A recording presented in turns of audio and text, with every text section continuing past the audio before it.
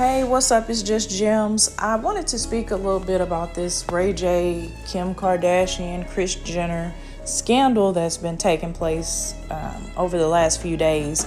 And Ray J posted online on Instagram a 45-minute clip just going off, sharing all the deets, providing receipts to show that Kris Jenner actually was more involved in their sex tape than people originally knew.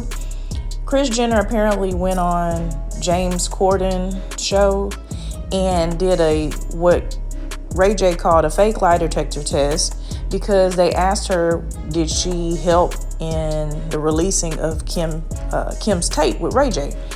And she said no, and they came back and said she was telling the truth.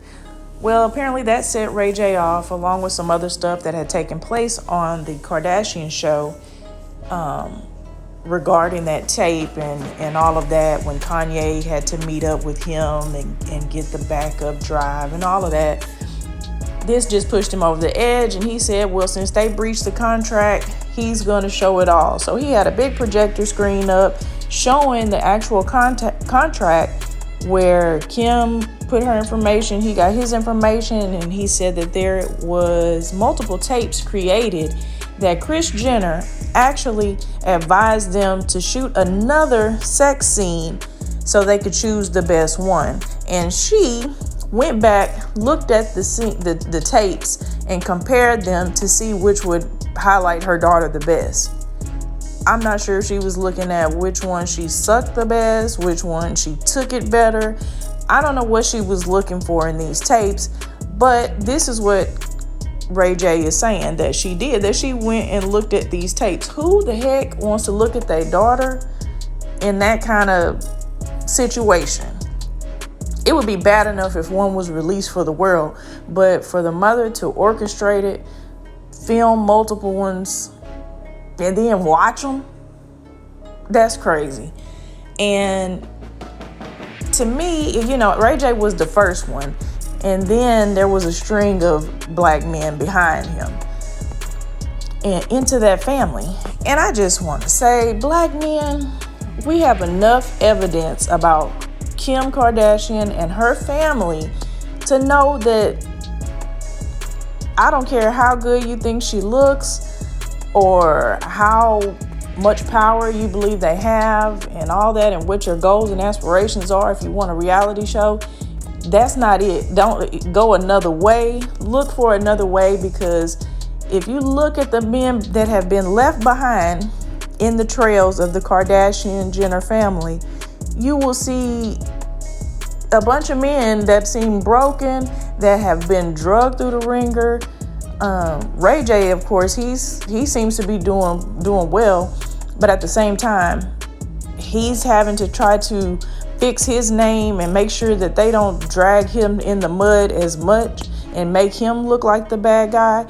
And Kim's first husband, he came out a couple years ago, or maybe a year ago, and had to clear up his name because in the Kardashian episode, she had mentioned that when the first time she got married, she may have been on drugs. She may have been on ecstasy. And so that man has a family. That black man has a family. And he wanted to let it know, look, I didn't drug her to get her to marry me. And then they stayed married for, I think, a couple years. So that was another black man that we really don't even see or hear about. But he's doing good things too as well. But then you look at Lamar Odom that was with Khloe. We saw his battle with drugs and sex rooms and having all types of medical issues. And he just seemed like he couldn't get right for a while, and seems like he's doing better now. But there was a long period of Lamar we didn't know if he was going to make it or not. Then you we can even look at Bruce Jenner. We see what he's doing. He's not even Bruce anymore. But then you got Kanye, him going off in the news, and every other week is something. And now I want to talk about my black kids. And I'm losing my kids. They're trying to keep my black kids from me. All of this. So we have all of this evidence that, hey, that's a family you may just want to stay clear of. So word to the wise, don't do it. And if you do, don't come running back for the black community asking for our help because your black kids and how they're now being raised without you, and how your kids won't be in Playboy, your kids won't do a sex tape, yet you had kids with a woman with a sex tape that did Playboy. Make it make sense. Now, like I said, they live and they learn, but anybody going forward, I don't want to hear about it. When it all goes to hell in a handbasket, don't come crying to us. But until next time, I'll holler at you later. Make sure you hit that like button, subscribe to the channel, and I'll talk to you then. Peace.